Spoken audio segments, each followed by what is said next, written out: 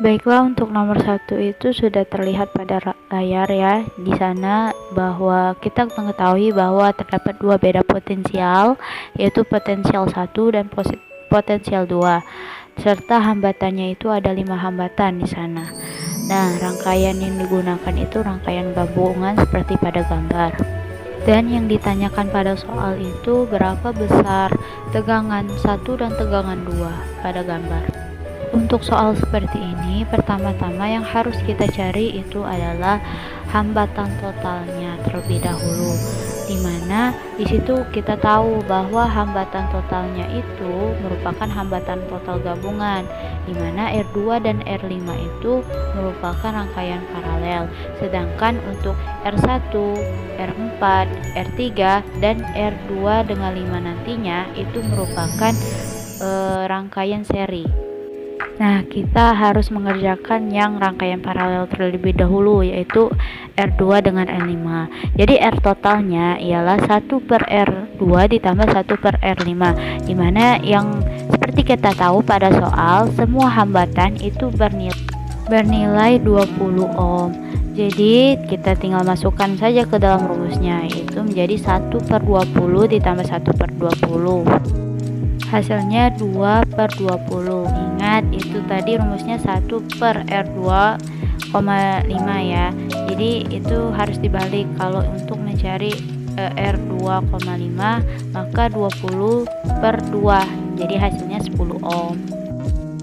Karena untuk hambatan dari paralel itu sudah dikerjakan, maka untuk rangkaian gabungan tadi itu kita bisa sederhanakan lagi menjadi rangkaian seri bentuknya.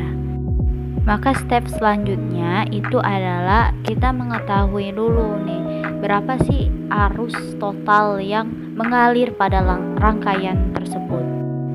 Sudah tertera pada layar mengenai rumus dari arus yang mengalir pada rangkaian, yaitu sigma dari beda potensial dibagi dengan R total. Untuk sigma dari beda potensial itu merupakan perjumlahan dari beda potensial pada rangkaian tersebut. Kita tahu tadi ada beda potensial 1 dan beda potensial 2. Namun di sini beda potensial tersebut memiliki arah yang berpengaruh pada nilai jumlah. Gitu.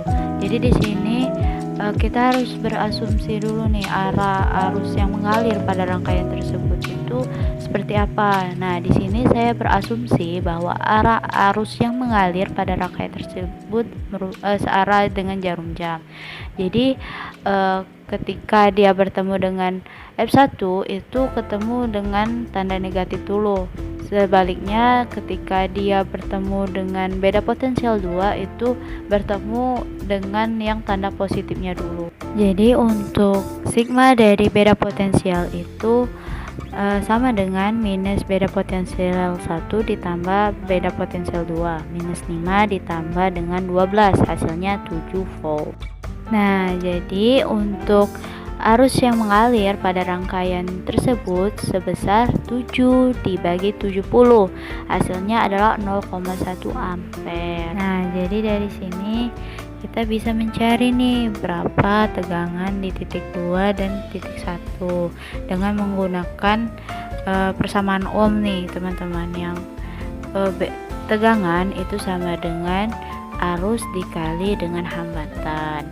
Jadi untuk mengetahui tegangan di titik 2 itu kita harus tahu nih hambatan yang terdapat di titik 2 tersebut. Begitu juga dengan tegangan di titik 1, sehingga kita dapatkan bahwa F2 itu sama dengan I dikali R4. Sedangkan F1 itu sama dengan I dikali dengan R2 dan 5. Nah, jadi didapatkan itu tegangan di titik 2 itu sebesar 2 volt dan tegangan di titik 1 itu sebesar 1 volt. Untuk soal selanjutnya itu merupakan soal listrik dinamis mengenai dua loop ya. Nah, jadi dari soal rangkaian di samping nanti ditanyain mana nih pernyataan yang benar, yaitu pernyataan 1 itu I1 sama dengan 1 ampere, I2 itu sama dengan 1 ampere, Terus beda potensial antara A dan B itu sama dengan 2 volt, dan daya yang digunakan hambatan 4 ohm itu sebesar 0 watt. Nah, untuk mengerjakan soal tersebut kita menggunakan hukum Kirchhoff 1 dan hukum Kirchhoff 2. Maka untuk hukum Kirchhoff 1 itu digunakan untuk mengetahui hubungan antara arus gitu, arus yang masuk dengan arus yang keluar. Nah, di gambar kita tahu bahwa arus yang masuk itu I1 dan juga yang masuk itu I2, sedangkan arus yang keluar itu I3. Jadi rumusnya I masuk sama dengan I keluar, jadi I1 ditambah I2 sama dengan I3. Selanjutnya itu kita fokus pada loop 1 dan loop 2-nya di sini untuk menggunakan hukum Kirchhoff keduanya. Nah, di sini saya bagi dua dulu. Kita fokus pada loop 1 dulu nih. Nah, asumsikan arah aliran listrik yang mengalir pada loop 1 itu searah jarum jam. Di sini saya memakai asumsi tersebut.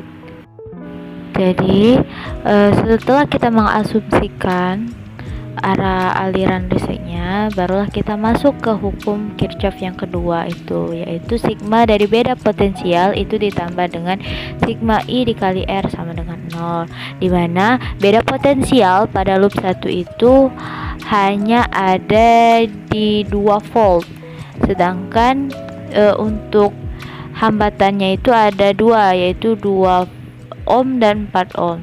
Dan juga kalau arus listrik yang mengalir pada loop 1 itu ada 2 juga, yaitu I3 dan I2. Kita menggunakan asumsi searah jarum jam tadi kan. Jadi kalau searah jarum jam alirannya tadi itu untuk beda potensial itu bernilai positif karena bertemu di garis positif duluan, tanda positif duluan. Nah, sedangkan kalau searah jarum jam itu, lihat untuk arah I3 itu berlawanan dengan asumsi kita, jadi nilainya negatif. Dan begitu juga dengan arah arus di I2 itu juga bernilai negatif. Oke, sehingga persamaan yang kita bisa dapatkan dari asumsi yang kita buat tadi ialah 2I3 ditambah 4I2 sama dengan 2. Kita sederhanakan lagi menjadi I3 plus 2I2 sama dengan 1. Itu merupakan persamaan pertama. Nah, selanjutnya itu kita fokus ke loop kedua tadi.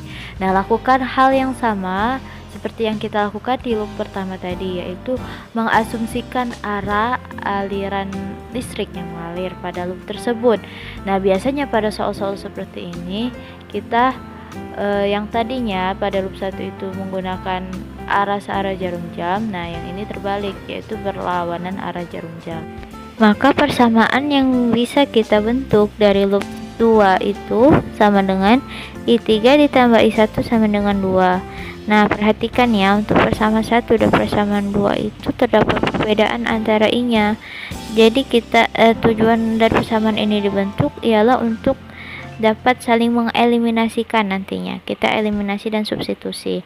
Namun di sini terdapat I yang berbeda. Ada sama-sama I3-nya, cuman di persamaan 1 itu ada I2, sedangkan di persamaan 2 itu ada I3. Jadi kita harus menyamakan dulu gitu. Kita ubah dulu. Cara mengubahnya itu menggunakan hukum Kirchhoff yang pertama tadi, di mana I1 plus I2 sama dengan I3. Jadi kita ubah I3-nya menjadi I1 dan plus I2. Nah, kita masukkan tadi hukum Kirchhoff pertama, di mana I1 plus I2 sama dengan I3. Jadi untuk persamaan pertama tadi yang I3 plus 2I2 sama dengan 1, kita ubah I3-nya menjadi I1 plus I2. Jadi persamaannya akan berubah menjadi I1 plus 3I2 sama dengan 1. Nah, selanjutnya lakukan hal yang sama dengan persamaan yang kedua tadi, yaitu I3 plus I1 sama dengan 2, dimana I3 nya kita ubah menjadi I1 plus I2 kan. Jadi persamaannya akan berubah menjadi 2I1 ditambah I2 sama dengan 2. Nah, persamaan yang baru kita dapat ini, persamaan 3 dan persamaan 4 ini nanti kita akan eliminasikan. Nah, di sini saya akan pertama-tama itu menghilangkan I2-nya dulu, dan saya akan mencari I1-nya dulu dengan mengalihkan 1 untuk persamaan ketiga dan mengalihkan 3 untuk persamaan keempat. Maka didapatlah jika I1 itu sama dengan 1 ampere. Nah, untuk nilai I1 ini kita bisa gunakan untuk mencari I2. Nah, dengan cara mensubstitusikan nilai I1 ini ke persamaan 3 atau 4. Nah, di sini saya masukkan ke keduanya dan hasilnya sama, yaitu 0 ampere. Setelah mencari I1 dan I2, kita bisa juga mencari I3-nya dengan memasukkan nilai keduanya di persamaan hukum Kirchhoff pertama tadi, yaitu I1 plus I2 sama dengan I3. Maka kita dapat menghasilkan I3-nya itu sama dengan 1 ampere. Nah, dari I1, I2, dan I3 yang kita peroleh, kita bisa menggunakannya untuk mencari beda potensial antara titik A dengan B. Nah, di sini yang dipakai itu I3. Nah, jadi rumusnya itu I3 dikali R3, karena R3 itu adalah hambatan antara beda potensial A dengan B. Sehingga didapatkan beda potensial AB itu sebesar 2 volt. Selanjutnya kita bisa mengetahui daya pada R dengan hambatan 4 ohm tadi. Nah, di situ 4 ohm itu dialiri oleh arus listrik I2. Jadi rumusnya itu adalah P sama dengan I2 kuadrat dikali R, dimana I2-nya itu sama dengan 0 dan R-nya sama dengan 4 ohm, sehingga didapatkan daya pada hambatan 4 ohm itu sebesar 0 watt. Nah, dari soal tersebut kita mendapatkan hasil bahwa I1 itu sebesar 1 ampere, I2 sebesar 0 ampere, I3 sebesar 1 ampere, dan beda potensial AB 2 volt serta daya pada hambatan 4 ohm itu sebesar 0 watt. Jadi pernyataan yang benar dari soal tersebut adalah 1, 3, dan 4.